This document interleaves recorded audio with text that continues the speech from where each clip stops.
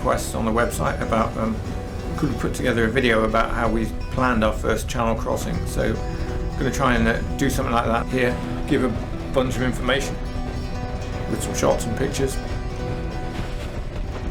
I guess the first thing was to make sure we felt like the boat was in good shape.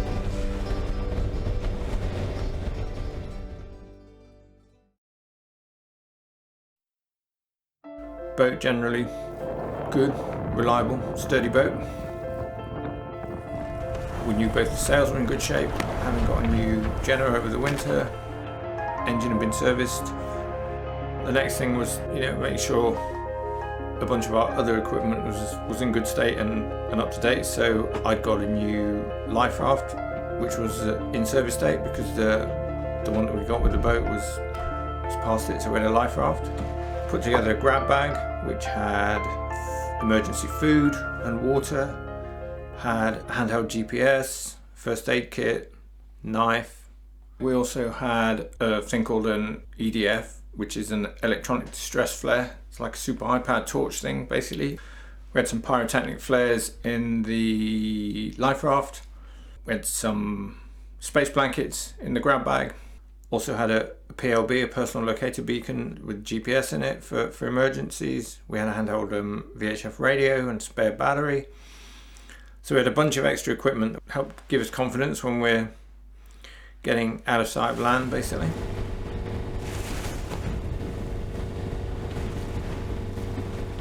Then, wanted to make sure we had decent clothing. That was fine. Warm clothes, waterproof clothes. Got a bunch of food together. Obviously made sure that the boat had plenty of fresh water, plenty of fuel. So filled the fuel tank up, but we also took 60 litres of diesel in jerry cans. So that would keep us going for a few days if we just had to motor. So basically just wanted to sort of cover all these bases before we set off, before we planned anything. Another part of the boat preparation was cleaning the bottom of the boat and putting on a new coat of anti-foul so that we weren't held back by drag any more than we would have to be.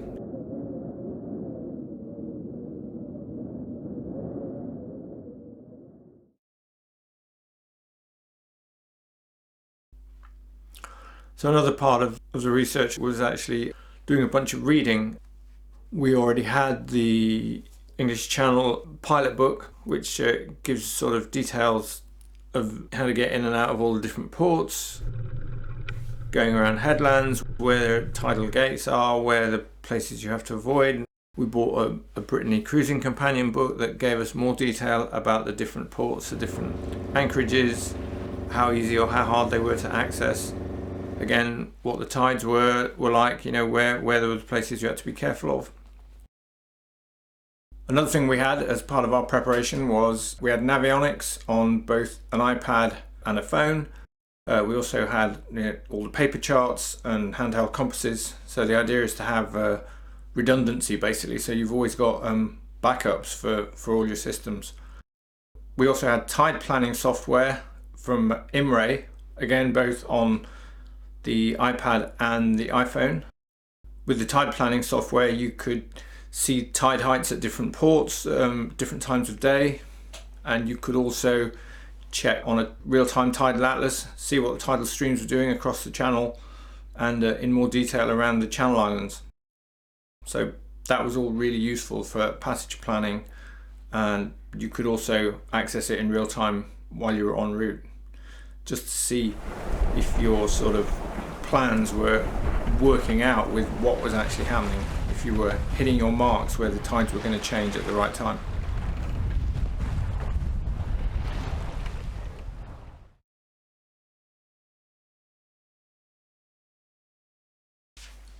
Next thing to do was to look at the actual timing of when we wanted to go.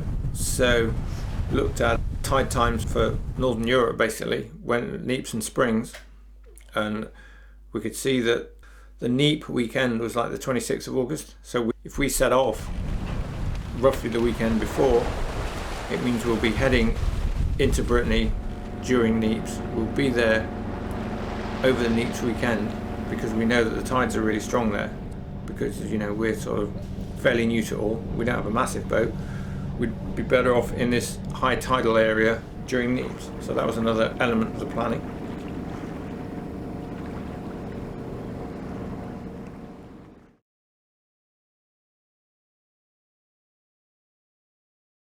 At one point we thought about going straight across from Plymouth to Roscoff, and that's a distance of about 120 miles, and we realized that would be an overnight sail. But in the end we decided that maybe we didn't want to do an overnight, so we calculated, though, leaving from Plymouth, if we went to Salcombe and then Salcombe to Guernsey, the Salcombe to Guernsey leg should still be possible within daylight hours. Be quite a long day, but leave dead early, and then we could go on to Brittany from there.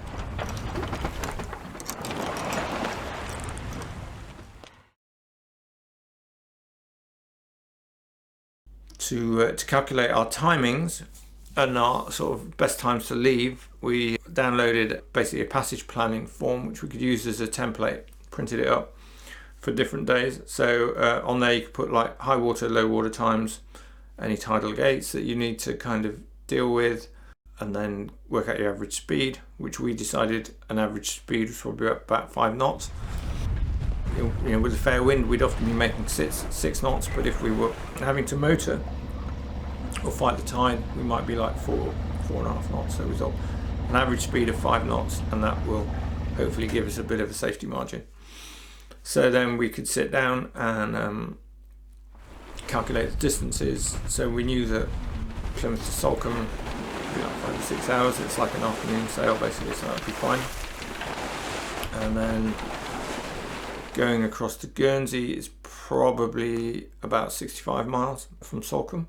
So at 5 knots we're looking at 13 hours, but then we'd end up sailing a bit longer because of the tides. We plan to leave Salcombe sort of pre-dawn, kind of 5ish, because then we're thinking, okay, if we leave at 5, we've got 13-14 hour sail basically. So that gives us an ETA of 7. We've still got a couple of hours of daylight to play with, because our plan was basically to try and do a crossing in daylight hours, not come into a strange port in the dark.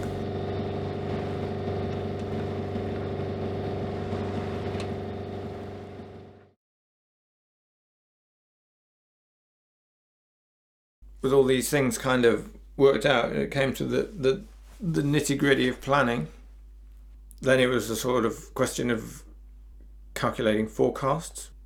So we knew that we wanted to leave sometime on the weekend of like the 19th of August. And then looking at the forecast, there was a storm coming in at the end of the previous week.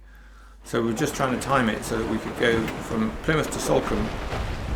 The storm would have just finished, and the next day there was still going to be quite a good southwesterly wind blowing up the channel, which would basically give us a beam reach across to Guernsey.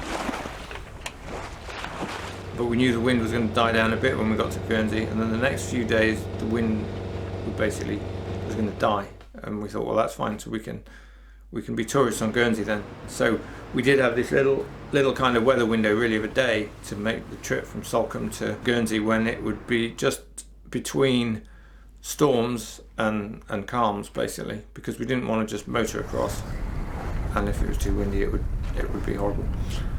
So that was the plan, looking at the weather.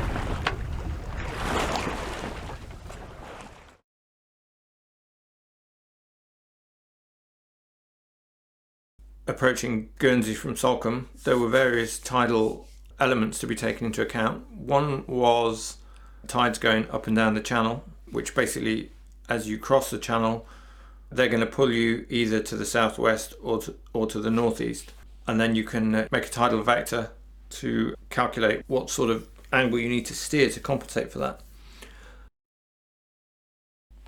But then the other thing is, which we'd discovered by reading, was that the tides around Guernsey are really complicated, and that St. Peter Port, which is on the east side, there's a narrow channel that leads to it, and if you try and go down that channel at the wrong time and fight the tide. You can be fighting a tidal stream at 4 or 5 knots if you're close to springs, which we were. And what the tides then do a lot of the time is swirl around the southwest. So often it's easier if you're approaching Guernsey from the north to actually go round the southwest, ride the tide around and come into St. Peter Port from the south. And it seems counterintuitive, but actually you can go a lot faster, so you end up, even though you're covering 3 times the distance, you'll still get there quicker and much less frustrating. Burn less fuel. So that was our plan, basically.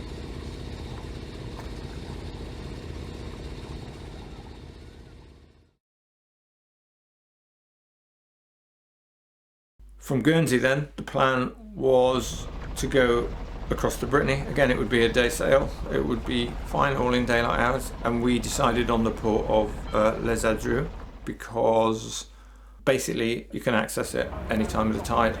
It's one of the nearest landfalls from Guernsey. There is quite a strong tidal range in the river going up and down, but it's a clear run and you don't have to go along the coast. So we just thought, let's keep it simple, go for an easy one. You have to dodge around this outcrop called the Roche Douvres in the middle of the channel, but visibility was good, and we knew that on the day we were hoping to do it, there was a light wind coming from the east-southeast, so we'd probably have to motor a bunch. So that was the plan. So again, try and set off quite early, like 7ish. Then we reckon we'd be in Les Adreux by 5. Again, try and ride the tides a bit. The tides sort of go a little bit southeast to start with, and then they were going to pull back west along the coast. So we sort of wanted to aim so that basically when we got near the coast, we were going to be a little bit east of our destination, so that we could take the tide along rather than feel that we would be having to fight the tide, and that all worked fine.